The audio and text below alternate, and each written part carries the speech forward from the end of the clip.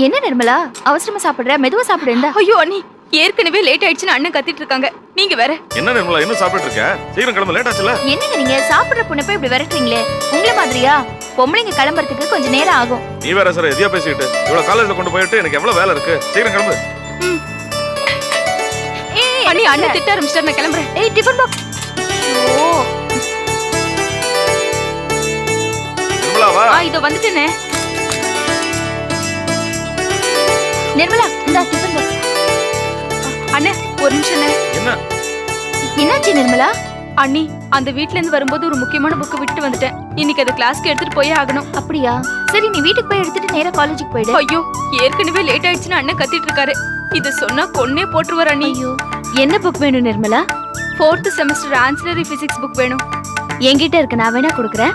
என்னங்க அந்த physics book எடுத்துட்டு வாங்களே. நீ காலேஜ் போயிட்டு வந்து என்கிட்ட கொடு. ஆமா உங்களுக்கே தான் அந்த புக்கு. நான் கரஸ்ல பண்றேன். நிஜமாவா? ஆமா ஆமா பிசிக்ஸ் ரொம்ப கஷ்டமாச்சே. டியூஷன் ஏதாவது வச்சிருக்கீங்களா? அதான் ப்ரொஃபசர் இருக்காரே. ப்ரொஃபசரா? என்ன சொல்றீங்க? என் ஹஸ்பண்ட சொல்றேன், அவர் தான் எனக்கு டியூஷன் எடுக்கிறாரு. அப்படியா? அதோ இந்தா. ரொம்ப தேங்க்ஸ். கிளம்பு கிளம்பு. நீங்க படிக்கிறீங்களா? என்கிட்ட சொல்லவே இல்ல. அதான் இப்ப தெரிஞ்சிருச்சே.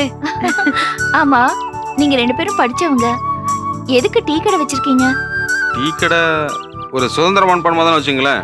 பேர்கிட்ட வேலைக்கு சேர்ந்தா அவன் சொல்றதெல்லாம் கேட்கணும், அவங்கள்ட்ட கை கட்டி நிற்கணும், ஒவ்வொன்றுக்கும் பெர்மிஷன் வாங்கிட்டு இருக்கணும். நம்மளே முதலாளி ஆயிட்டா அந்த பிரச்சனை பாருங்க. அதான் டீ கடை வச்சேன், முதலாளி ஆயிட்டேன். சரி கடையில் இருக்கேன். சரி நானே வரேன். தேங்க்ஸ்.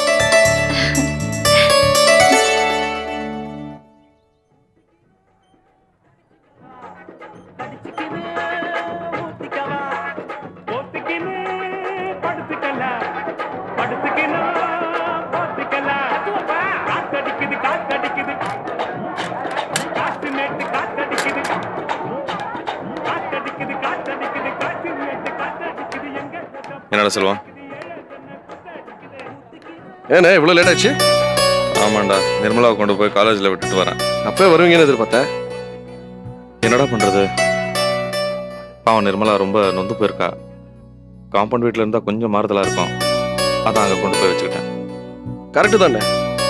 உங்கள் வீட்டு பக்கத்தில் இருக்கிறவங்களெல்லாம் பார்த்து பேசி பழகினாலே ஒரு சேஞ்சாக இருக்கும் நிர்மலாக்கும். சரி கணக்கெல்லாம் எழுதிட்டியா? அதெல்லாம் க்ளீனாக எழுதிட்டேன். அண்ணே சொன்னா நம்ப மாட்டீங்க, இந்த ஒரு மாசம் மட்டும் டர்ன் ஓவர் 1.5 லட்சம் ரூபா வந்திருக்கு. அத்தனை செலவுகளும் போக லாபம் மட்டும் 40,000 ரூபா நிக்குதுன்னு. சுந்தரையா கொடுக்க வேண்டிய ஷேர் நான் சேர்த்துல இருந்தாலும் 40,000 ரூபா நிற்கும். பரவாயில்லடா, நான் எதிர்பார்த்ததை விட கடை ரொம்ப நல்லாவே வந்துச்சு. உண்மையிலேயே நானே எதிர்பார்க்கல. முதல் மாசத்துக்கு இது பெரிய விஷயம். ஆனா நீங்க ஏற்கனவே மார்க்கெட்ல புழங்கிட்டு இருந்ததுனால தான் இவ்வளவு ஈஸியா இருந்துச்சு.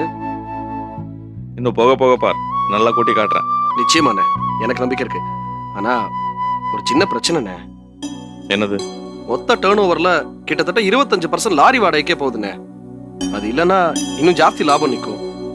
நம்ம சொந்தமா லாரி வாங்கிடலாமாண்ணே? பணம் எங்க எதிராக வரும்? பேங்க்ல லோன் போட்டுக்கலாண்ணே. பேங்க்? அவ்வளவு பணம் எவன்டா கொடுப்பான்? கொடுக்குறாங்கண்ணே. இந்த கடை யார் பேர்ல இருக்கு? அன்னி பேர்ல தானே இருக்கு. சுயமா பிசினஸ் செய்யற லேடிஸ்க்கு கோஆபரேட்டிவ் பேங்க்ஸ் லோன் கொடுக்குறாங்க. பரவாயில்லையே, இது கூட நல்ல யோசனையா தான் இருக்கு. ஆனா இதை பத்தி சுந்தரையாக தெரியக்கூடாது. ஏண்ணே, அவர்கிட்டயும் லாரி எடுக்கிறோம், தேவைப்படும் போது வெளியிலயும் லாரி எடுக்கிறோம். அதனால லாரி வாடகை கூடுதுன்னு தானே வாங்குறோம். இது அவருக்கு தெரிஞ்சா என்ன? நான் ஏதாவது சொல்றேன்னா அதுல அர்த்தம் இருக்கும்.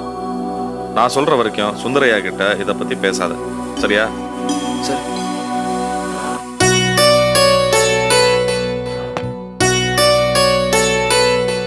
இது சுந்தரையாக்கு சேர வேண்டிய ஷேர், குறிச்சுக்கோ.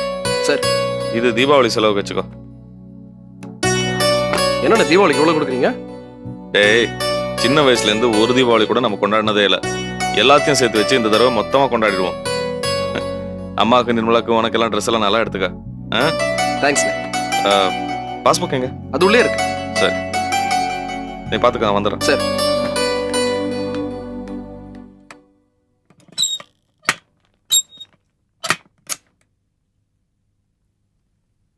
ஐயா.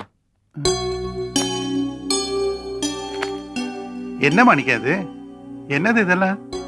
எதுக்காக இதெல்லாம் என் முன்னாடி கடை பரப்புற? ஐயா, இது நம்ம காய்கறி கடையில இது வரைக்கும் வந்த லாபம். முதல்ல அப்படியே இருக்கு. கணக்கு வழக்கெல்லாம் இதுல எழுதி வச்சிருக்கேன். கடை செலவு, உன் சம்பளம், இதெல்லாம் போக இவ்வளவு லாபமா? கணக்கை பாத்தீங்கன்னா உங்களுக்கே புரியும் ஐயா. அதெல்லாம் ஒண்ணு வேணாம் மணிக்கம். உன்னை பார்க்கும்போது எனக்கு ரொம்ப பெருமையா இருக்கு. பல பிரச்சனைகளுக்கு நடுவுல இந்த லாரி ஆபீஸ லாபகரமா நடத்திட்டு இருக்க. ஆரம்பிச்ச கொஞ்ச நாள்லயே காய்கறி பிசினஸ்லயும் லாபத்தை சம்பாதிச்சிருக்க. கணக்கு வழக்கம் சுத்தமா வச்சிருக்க. எனக்கு ரொம்ப சந்தோஷமா இருக்கு மாணிக்கம். எல்லாம் உங்க தயவு தானே ஐயா. அது மட்டும் இல்ல, உன்னோட உழைப்பு, கவனம் எல்லாம் இருக்குல்ல. ஒருத்தருக்கு ₹1,00,000 கொடுத்து அவங்க சந்தோஷப்படுறத பாக்குறத விட ஒருத்தருக்கு வாய்ப்பை கொடுத்து அவங்க அதை சரியா பயன்படுத்தி மேல வரத பார்க்கும்போது மனசுக்கு ரொம்ப நிறைவா இருக்கு மாணிக்கம். இதெல்லாம் உங்க பெருந்தன்மையால தான் வந்தது. நான் பெருந்தன்மையா நடக்கிறேனோ இல்லையோ, நீ ஒழுங்கா அடக்கமா பேசுற. இந்த எதுக்கு ஐயா இது? இதெல்லாம் உன்னோட உழைப்பால வந்த லாபம். காய்கறி பிசினஸ்ல நீ பார்ட்னர், அதுக்கு உன்னோட ஷேர். லாரி பிசினஸ்ல ஸ்டாஃப், அதுக்கு தீபாவளி போனஸ். நன்றி ஐயா. இந்த பேங்க்ல கட்டிடு. கேட்கணும்னு நினைச்சேன், அந்த சிவசாமி ரமேஷ் மூலமா ஏதாவது பிரச்சனை வந்துச்சா? இல்லைங்க.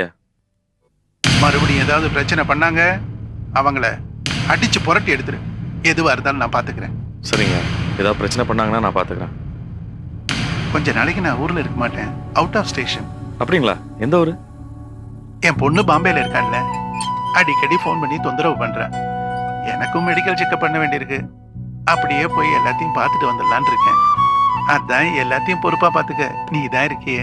கவலைப்படாம போயிட்டு வாங்க ஐயா. எல்லாத்தையும் நான் பாத்துக்கிறேன். எத்தனை நாளையா? என்ன 2-3 மாசம் ஆகும். 2-3 மாசமா? ஆமாப்பா, போய் ரொம்ப நாளாச்சுல. போனோம் வந்தோன்னு வந்துட முடியுமா? இந்த வீட்டுல தனியா இருந்து சமயக்காரன் போறத சாப்பிட்டு சாப்பிட்டு நாக்கே செத்து போச்சுப்பா. ஒரு சேஞ்சா இருக்கும்ல. அதான் நீ இருக்கே, பத்திரமா பாத்துக்கப்பா.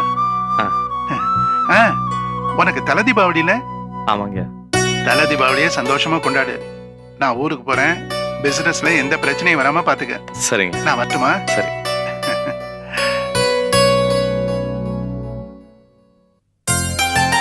இந்த புடவை எடுத்துக்கோங்க. என் கலர் ரொம்ப நல்லா இருக்குல்ல?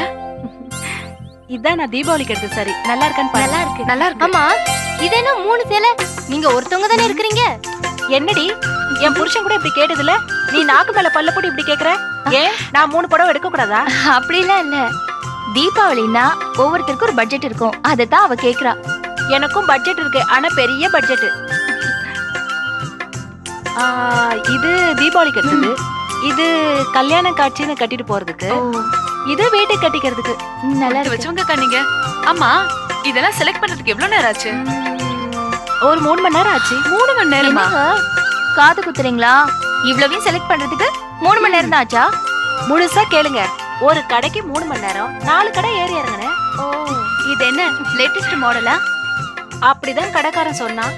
ஆனா 5 வருஷத்துக்கு முன்னாடி இந்த டிசைன்லாம் வந்துருச்சு. நல்ல கலர். அப்போ இந்த டிசைனுக்கு சாவித்திரின்னு பேரு. கடைக்கார கிட்ட கேட்டேன், இது ஏற்கனவே வந்த டிசைன் தானேன்னு கேட்டா, அவன் அதுக்கு சொல்றா, இது சாவித்திரி சேலை பழைய டிசைனு, இது மீண்டும் சாவித்திரி புது டிசைன் சொல்றான். அப்படியா? அவனும் என்ன பண்ணுவான்? அதே நூலு 7 கலர் தான் உலகத்திலேயே இருக்கு. அதே வச்சு மாத்தி மாத்தி தைச்சிட்டு இருக்கான். ஆமா ஆமா, ஒரே மூஞ்ச வச்சுக்கிட்டு நம்ம டெய்லி அலங்காரம் பண்றது இல்லையா, அது மாதிரிதான் இதுவும். ஆமா. அக்கா, இந்த சாரியோட விலைலாம் எப்படிக்கா? அத ஏன் கேக்குற மீனா? பழைய டிசைனுக்கு புது பேர் வைக்கிற மாதிரி தான். விலையும் அப்படிதான். முதல்ல குதிரை விலை, இப்ப யானை விலை. யானை விலைன்னு சொல்லிட்டு தான் 3 சாரி வாங்குனீங்களாக்கும்? ஏய், கண்ணு வைக்காத. ஏதோ இந்த வருஷம் தீபாவளிக்கு தான் அவர் கை நிறைய காசை கொடுத்து புடவை வாங்கிக்கோன்னு சொன்னாரு. ஏன் அப்படி கண்ணு வைக்கிற? ரம்யா, ஒரு 200 ரூபாய் பணம் கொடு. எதுக்கு 200 ரூபாய்? என்ன எதிர்கேள்வி? வேணா வேணும். என்கிட்ட ஏதியா 200 ரூபாய்? நேத்தால சுளையா எண்ணி வாங்கின. யோ, அது நீ துணிமணி வாங்கறதுக்காக கொடுத்தது. ஏடிய ஊதாரி சரிக்கு 200 ரூபாய் பணம் கேட்டா 100 ரூபாய் செலவு பண்ணி போட்டு உனக்கு எதுக்கு இத்தனை சால? நீ என்ன பெரிய கவரமாக நினைப்பா? ஆமா, நீ கெட்ட கேட்டுக்கு கவர்னர் பொண்ணுதான் உனக்கு பொண்டாட்டியே வரப்போறா. துணிக்கு கொடுத்த காசை திருப்பி கேக்குறியே, உனக்கு வெக்கமா இல்ல? உங்க அப்பா அம்மாட்ட போய் ரூபாய் வாங்கி செலவு வாங்கிட்டு அது ஏன் காசா கிடைச்சா? உன் காசுல துணி வாங்காம தெருவுல போறவங்கிட்டே வாங்கி துணி வாங்க முடியும்? நீ எல்லாம் ஒரு ஆப்லையா? ஏய், எதுக்கு அடி பேசுற? அப்படிதான் நான் பேசுறேன். அடிக்கிற சட்டை என்ன அவனுக்கு? ஏய் விடுறீ. ஏய், உன்னை கட்டிட்டு நான் சீரழிச்சிட்டு இருக்கேன். நான் தாயா உன்னை கட்டிட்டு மாற அடிக்கிறேன். உன் மூஞ்சி மோர கட்டியும். நீ எல்லாம் ஒரு மனுஷனா? நான் இல்லைனா உன்னை எவையா கல்யாணம் பண்ணிருப்பா? தெரியுமா? அவங்க காலத்துல தாலி கட்டறோம். எங்க அப்பா சொல்லுக்கா போன் சரோ வாங்க. என்ன அடுத்த சண்டையா? ஆமாங்க, பேச்சுல ஆரம்பிச்சு சண்டை வரைக்கும் போயிடுச்சு. இன்னைக்கு என்ன காரணம்? அது ஒண்ணு இல்லைங்க, தீபாவளிக்கு துணி வாங்குறதுக்காக ரம்யாவோட வீட்டுக்காரர் பணம் கொடுத்திருக்காரு. இவங்க ஒரு பைசா கூட மிச்சம் வைக்காம எல்லாத்தையும் செலவழிச்சிட்டாங்க. இப்ப அவர் வந்து 200 ரூபாய் கேட்டாரு, இவங்க இல்லைன்னு சொன்னாங்க. இதுக்காக ஒரு பெரிய சண்டை. இருந்தாலும் இந்த சண்டைலாம் 5 நிமிஷத்துக்கு தாங்க. அதுக்கப்புறம் டுயட் பாட ஆரம்பிச்சிருவாங்க. சரி இந்தா பணம். தீபாவளிக்கு எல்லாருக்கும் புது துணிமணி எடுத்துரு. அப்போ நம்ம வீட்லயும் சண்டை காட்சி வருமா? நீ இத முழுசா செலவழிச்சாலும் நான் ஒன்னும் கேட்க மாட்டேன். அப்போ அத்தைக்கு 2 புடவை எடுக்கணுங்க. பாவ நிர்மலா பொண்ணு காலேஜுக்கு போறா, அவளுக்கும் 2 செட்டு சுடிதார் எடுக்கணும். அப்புறம் செல்வத்துக்கு கண்டிப்பா 2 சட்டை எடுக்கணுங்க. ஆமா. நமக்கு காசு கொடுத்தவனே ஒட்டியா? என்னங்க, உங்களுக்கு ஒரு செட், எனக்கு ஒரு செட், அவ்வளவுதான். ஒரு செட்டா? எல்லாருக்கும் 2 செட்டு, நமக்கு மட்டும் ஒரு செட்டா? என்ன ஓரவஞ்சனை இது? அப்படி இல்லைங்க, தலை தீபாவளிக்கு எப்படியும் அப்பா 2 பேருக்கும் ஒரு செட் வாங்கி கொடுக்க தான் போறாரு. அதோட சேர்த்தா 2 பேருக்கும் 2 செட் ஆயிடும். ஓ பரவாயில்ல, பயங்கரமான கிளாடியா இருக்க நீ. சரி கொஞ்சம் காசு கூட. 2 நிமிஷத்தை கொண்டு வரேன். உன் கண்ணில் நீர் வழிந்தால் என் நெஞ்சில் உதிரம் கொட்டுதடி, என் நெஞ்சில் பாவையன்றோ கண்ணம்மா என் உயிர் நின்றதென்றோ. உன் கண்ணில் நீர் வழிந்தால் என் நெஞ்சில் உதிரம் கொட்டுதடி.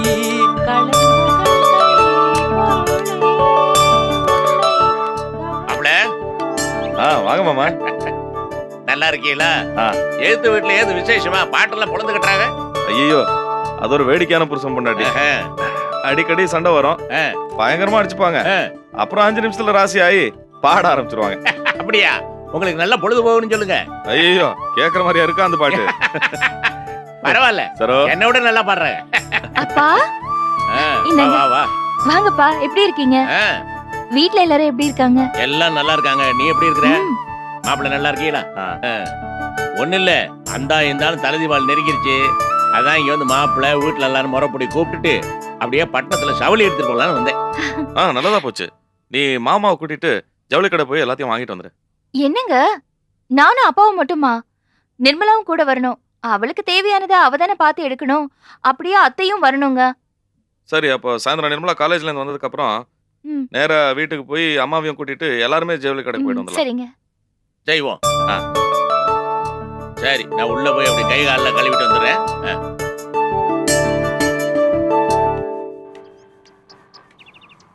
மா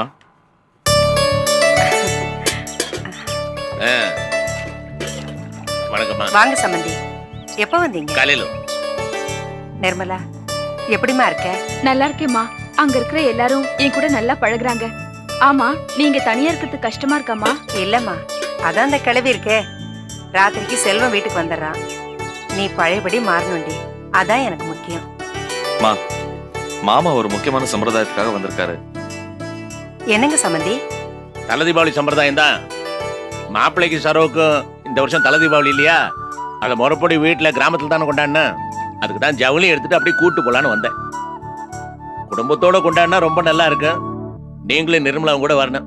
என்னங்க இது புது மாதிரியா இருக்கு? தலை தீபாவளிக்கு பொண்ணையும் மாப்பிள்ளையும் கூட்டிட்டு போய் தான் முறை செய்வாங்கன்னு கேள்விப்பட்டிருக்கேன். மாமியாரையும் நாத்தனாரையும் யாராவது கூட்டிட்டு போவாங்களா? ஏன் ராஜா ஆச்சரியப்படுற?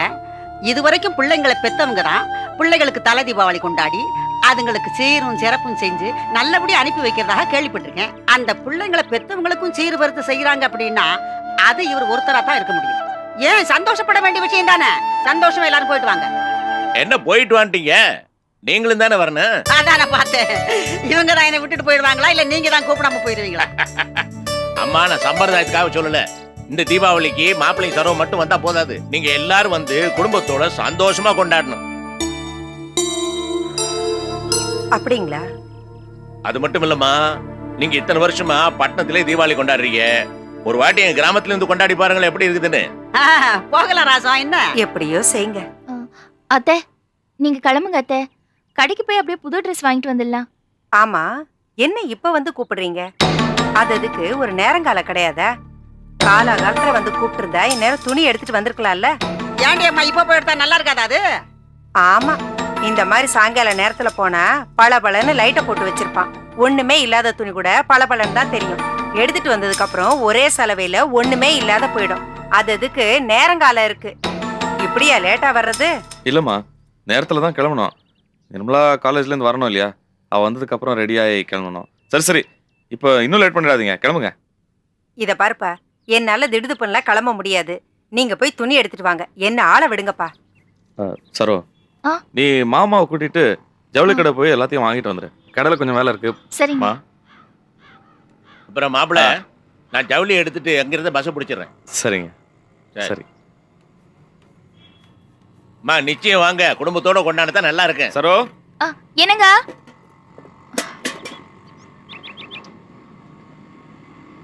என்னங்க? சரோ, துணி எடுக்கும்போது மாமாவுக்கும் சேர்த்து எடு.